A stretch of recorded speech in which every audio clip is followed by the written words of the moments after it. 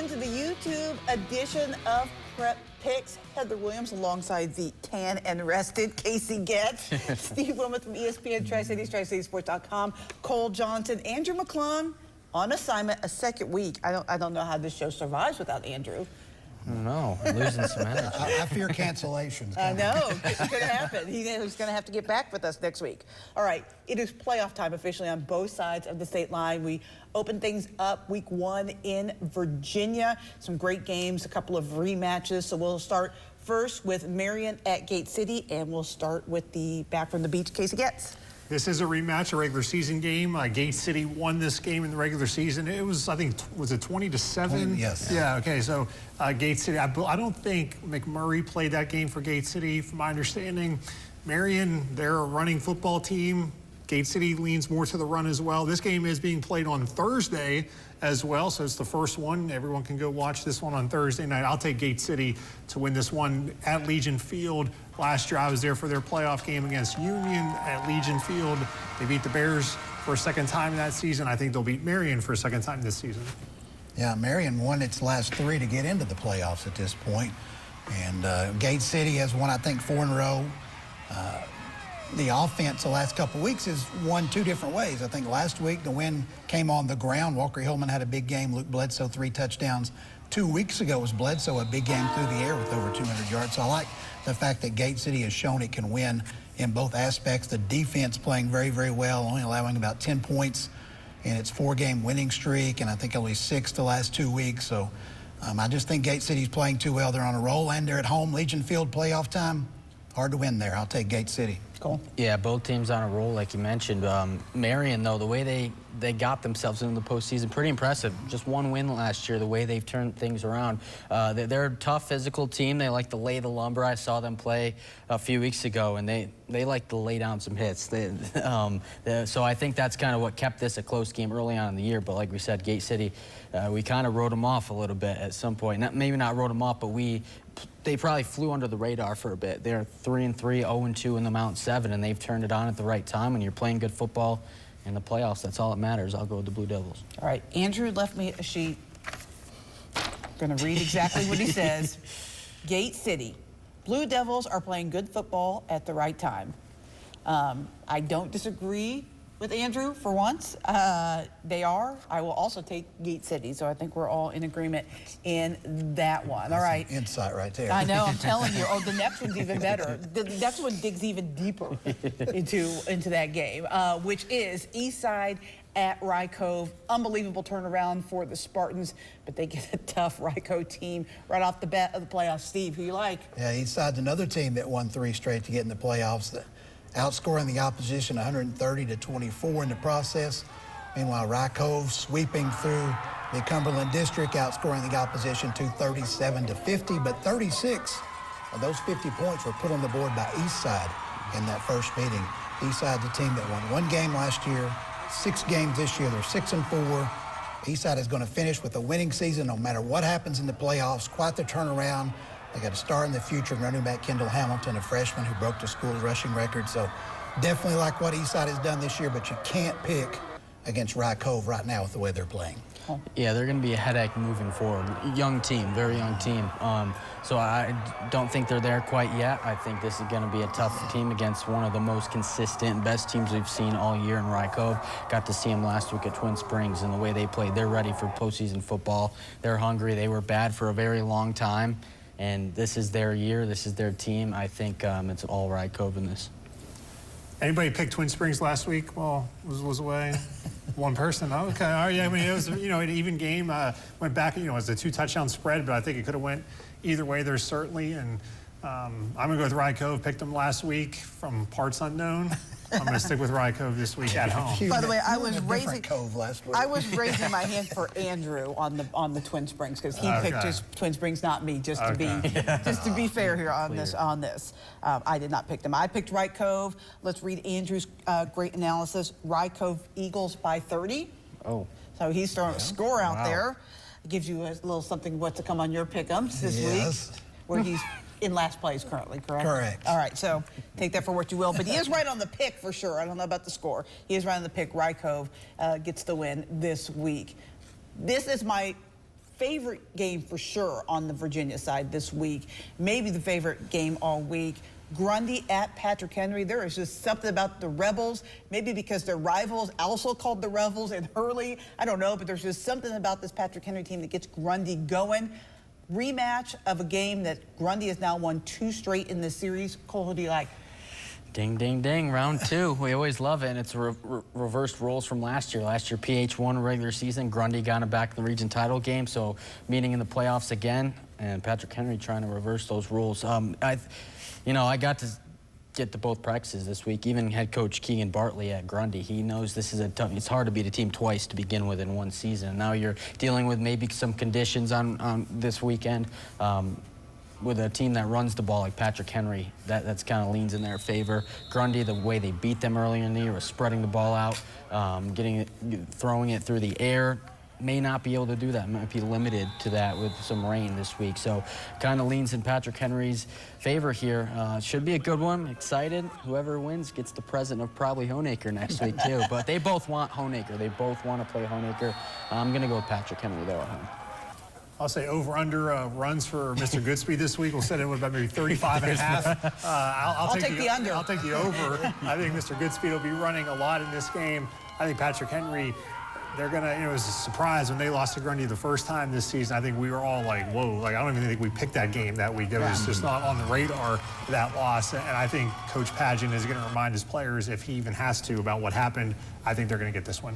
The only reason I take the under is it's going to be rainy. I don't know they're going to get that many plays off this week. That's the only reason. Game. But all right, let's read Andrews. Patrick Henry, Rebels get revenge for the early season loss. I think so too, and revenge for the game last year in which eliminated. I actually think last year's game is more of a motivating factor than losing in the regular season, because at the end of the day, Patrick Henry got a home game. They probably weren't going to surpass Rye Cove or Honaker for one of the top 2 spots in the region.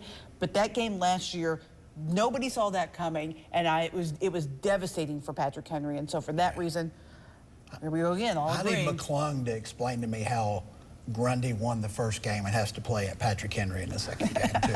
I need those. Power points. Carry the one. I think you carry the one and add 4. I mean, I'm just guessing. I haven't looked, but I'm guessing they played maybe more big schools. Because when you play up, regardless whether you win or lose, if you play up, you get more points. So your district finish doesn't matter. No. No. That's why it takes. That's why it takes the VHSL 3 days to get their brackets out, and the TWSA has them out 20 minutes after the season ends. Got you. Yes, I mean we're on the same team here on this one for sure. All right. I got her going. I got her. I know. We could talk about this for 20 minutes. PowerPoints are just weird to me. They're weird. I mean, it's fine, whatever. It seems like the right teams eventually get in the playoffs. Like I think the right teams are in, but how they get there and where they play, it makes no sense to me. But I digress. We've gone off on a tangent. Let's switch to some games on the Tennessee side of the state line. We're going to come back and get a couple more in Virginia. But let's go to the Tennessee side for a little bit, starting with Class 1A, Bledsoe County at Hampton, second round of the playoffs. Casey, who do you like?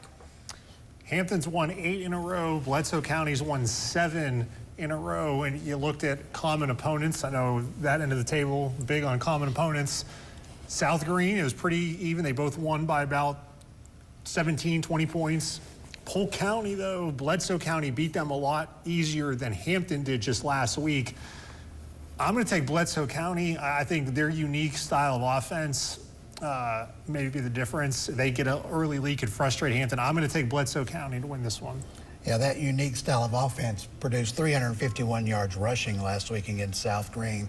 They play a form of a wing tee with some single wing principles. They try to confuse you with who's going to get the football. So Hampton defensively has to stay in the gaps, maintain that famous gap integrity, keep their eyes where they're supposed to be, things like that, because if they get tricked, it's a big play for the Warriors. I go back to the trip, though. Polk County had to come 198 miles last week. From southern metropolis of Pikeville to Hampton, it's 214 miles at a tough place to play that is Hampton. If Hampton had to go to Sequatchie Valley, I would probably take Bledsoe County, but I'm going to stick with Hampton and probably not make everybody in my family happy picking against the Warriors. Yes, pretty even teams here, as we said, both on some streaks, as Casey mentioned, their win streaks. Hampton, the amount of points they've been able to put up, I don't know if we're going to see that again here this week, and their defense might struggle a bit. Love to ride with the Bulldogs. We have for a while, but I'm with Casey on this. I think Bledsoe County is going to come in here on the road and take this one. I think they probably played a little bit better teams over there, and I think they're going to come and win. All right, Andrew says, Hampton, the Bulldogs have had 2 straight games of bad first halves, but continue to pull away in the second. I expect a complete game effort from Hampton to get the win. So now I don't know how I feel about this pick, but I am on team center of the table with Steve, and I also picked Hampton. So you're in trouble. You're me and McClung. I You're know. in trouble. I'm in last, and he's actually ahead of me on these prep pick YouTube picks, which I don't understand how I'm like second to last on YouTube, but first place on TV. Apparently, I put more effort into the TV show. I don't know what's going on here. Elizabethton at Anderson County. You look at this 3 weeks ago, and I think Betsy is like the no-brainer, but Anderson County's playing pretty well. They are defending state champs. Steve, how's this go down this week? well, we talked about that Anderson County schedule last week, and they won 7 of the last 8. The only loss in there was that loss to Knox West, which is defending 5A state champion, maybe going to win it again this year. So Anderson County's played a very tough schedule. They got a great running back in Moog that's a Mr. Football semifinalist. Isaiah Hall, the quarterback's really playing well.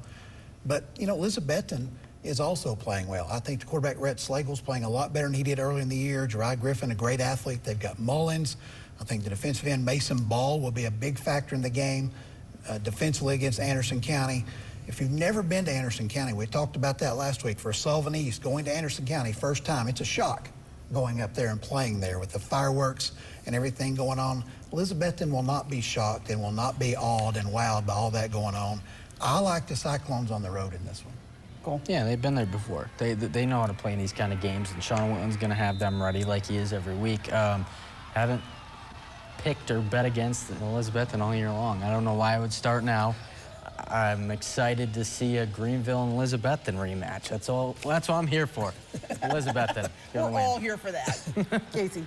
Last year, Anderson County beat Elizabethton twice.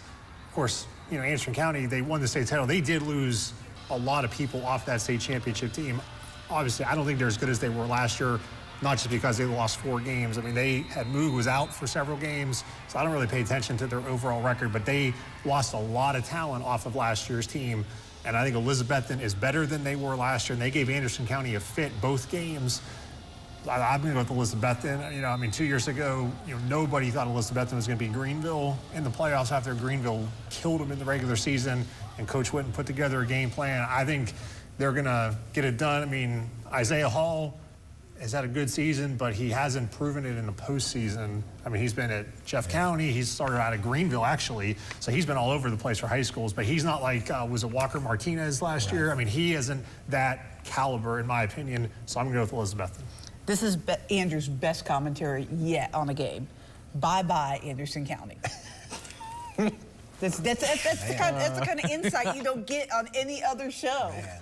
Bye-bye, Anderson County. But I do agree, it's hard to beat. It's hard to pick against Sean Whitten in the playoffs. He just has that extra gear when it comes to coaching. And so, you know, next week it'll be a little bit harder because obviously those 2 teams are very evenly matched. They go back and forth in the playoffs, but I like Elizabethton as well. Speaking of the potential rematch, Gibbs at Greenville. Greenville, I think, is ranked number 3 in the AP poll. They've been the class of Class 4A all year. I think the only reason why they're 3rd is because they've played fewer games than everybody else. And for some reason, people think that should be a deciding factor, like they can control that. Cole, who do you like in this game? Throw in the towel, Greenville. You're going to go bye-bye Gibbs for your commentary? That's pretty much it, yeah. I don't know. Greenville might not lose the rest of the year. They have a really good shot. I think they have a team that can make a run. So absolutely don't see it happening here this week. Yeah, and just to point out, Anderson County, who we were just talking about, beat Gibbs by 49 earlier this year. So if we're going to look at that, Greenville. Casey. Yeah, I mean, last week, I mean, really, when I look back, a lot of time in the airport, look at it, like Gibbs was very lucky to beat Northview Academy, and Greenville shut them out 31-0, and I don't think they played many of their starters in the second half of that game. So I don't think, I mean, this would be the biggest upset in the state, I think, this week if Greenville loses at home to Gibbs. Greenville, I like them big. Yeah, bye-bye to the fighting Kenny Chesneys. They're not winning on Friday night. You stole part of Andrew's thunder here. It says Gibbs has two of the country's biggest names as alumni, Morgan Wallen and Kenny Chesney. The only tune they will be rocking on Friday night, though, is a Greenville victory. I mean, it was better coming from you if I'm just being fair, but we're all in agreement here. Greenville wins big and sets up the rematch we all want, and I think East Tennessee deserves, since all of our teams got beat up pretty badly in the first round by other parts of the state. We need this game in 2 weeks. All right, let's go back and get some Virginia games real quick, starting with, I have first, Union, right? Chilhowie. Oh, yeah. Chilhowie at Twin Springs. Chilhowie, dramatics to get into the playoffs last week. I know you were on the beach somewhere, but I'm sure you've heard how they shocked us all by beating Holston to get in. They shock us again this week, Casey? They would shock me if they win. I'm going to take Twin Springs. You know, a couple years ago, I got to experience a playoff game at Twin Springs on a Saturday afternoon when they beat Eastside, and it was a shootout. I think Coach Warner and his boys, after losing to Rye Cove at home, they're not going to lose a second straight home game. Even though Chilhowie's riding high, but sometimes when the team, you know, you ride high to get into the postseason, and then it sounds silly to say this, but almost like, okay, we accomplished our goal, then is there any bit of a little bit of a letdown the next week, even though that sounds crazy, that's the playoffs. But I think Twin Springs focused, I think they get the win. Yeah, that game-winning field goal shocked us all. And we talked early in the year about Chilhowie. Got off to the great start. The schedule toughened up. We knew it would. And to get a win over Holston to get in the playoffs after, going 1-9 last year, great turnaround for the Warriors. But yeah, Twin Springs just playing too well. Although, you know, Rye Cove in the last 3 weeks beat Chilhowie by 11 and beat Twin Springs by 15. That gives you maybe an indication that Chilhowie can keep this game close for a while, but I just think Twin Springs playing too good. I'll take the Titans. Yeah, I think it's going to be a close game. I think Chilhowie goes in there with something to prove. I just think they're not quite there. They're a young team. They're a young football team. They have a lot of studs. I mean, their quarterback's a sophomore. Their stud wide out Noah Hill's just a junior. They have some playmakers, but they're just young. They're right there. Didn't win a game last year. They're close. I think they do that. The way they've been able to put together 5 wins this year, pretty impressive. Turned it around. I think that they show something, but like Casey said, Twin Springs, that atmosphere is fun, especially this time of the year and coming off a loss. Twin Springs will be ready to play. I'm going to go with a team that has some more veterans that might play better down the stretch and in the end. Twin Springs is who Andrew's picking. Home field advantage, he says, plays a big factor. I was going to go with Twin Springs, but Steve has talked me out of it when he compared the scores. We got to mix it up, right? We're all picking the same teams. Yeah. I think this is probably one of the closest games. I think this will be one of the more entertaining games. I think Chilhowie can maybe parlay that riding high and the way that they finished that season into another upset this week. So we got the pretty new helmet. Got the new helmet. Yeah. Thanks, Coach Chilhowie. Sturgill. Yes. Help me out here. Let me get back into first place. I need it here on the YouTube channel. Probably the reason, you know, picking games like this is the reason why. But I got faith. I think this game is going to be close regardless, and I think it'll be a really fun game on a tough place to play, as Casey said, in Nicholsville. All right, up next, Union and Virginia High. We did over to Steve picking first. Who do you like in this one? Let's see if I can talk you out of another pick. This is one of the games actually that I have 0 notes on. Apparently I was on island time last week and made no notes on this one. I look, Virginia High lost to Graham. Obviously we remember Union won at Graham. Union's won, I think, all 3 matchup against the Bearcats. That's pretty much all the Andrew McClung type analysis that I have in this one. Virginia High 4-6, Union 9-1. I'm taking the Bears right there. Yeah, the U. They've been probably the most consistent team all year. at home, Big Stone Gap. Virginia High, they have some playmakers. They've shown some shades of good this year, but like all year we've said, their biggest weakness is kind of hurting themselves with a lot of mistakes. So you do that against a good team on the road, you're gonna, that deficit is gonna grow even larger. So I'll go Union. Virginia High, you know, they were 1-4, I believe. They made a change of quarterback, put in a freshman. They got into the playoffs, which is a great accomplishment for where they were midway through the season. You know, but a freshman quarterback going to Bullitt Park for the playoffs, I don't think that's going to be a good recipe for the Bearcats. Union, they're primed. They got the #1 seed. Someone's going to have to beat them at Bullitt Park in the first 3 rounds of the playoffs. I don't think it's going to be Virginia High. I think Union wins big. Andrew's also taking Union. Virginia High is 4-1 on the road this season, but Union is undefeated at home, and they're just Union. That's what he wrote. And I mean, it's true. I did a story, I think, when I first moved here because I was just amazed by the Bullitt Park magic. They do not lose at Bullitt Park very often, and they will not lose this week. All right, final game. Did Andrew say they're undefeated at home? Says Union is undefeated at home. Man, they lost to Science Hill this year. Come on, Andrew, you're better than that. Against Virginia teams. Oh, okay, all right. I mean, he didn't write that, but Okay. I'll add that in All right, quotations for him. Vouch for him. You know what the funny thing about that is he was at that game. He was. He's on island time, too. Yeah, apparently he's the one that's still on vacation. All right, final game, Ridgeview against Tazewell. Cole, you got the last pick. Yeah, so Tazewell, they're a good team, and they've taken care of all the teams, you know, at the bottom of Region 2D, but they're kind of weird because early in the year, they barely beat a winless Richlands team by 3 points. So that raises a little bit of flag. Ridgeview is one of the best teams we saw throughout most of the year early on, but then the last back half of the year, it's been different. It's kind of like what happened to South Green and Tennessee side.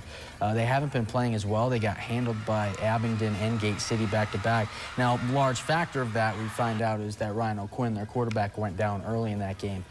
We don't know if he's playing this week. We just got an okay from Coach Stanley on his status. That doesn't tell us if he's playing or not. I don't know what that means. If it's no Ryan O'Quinn, I'm probably going to go with Tazewell here on the road. We don't know, so I don't know.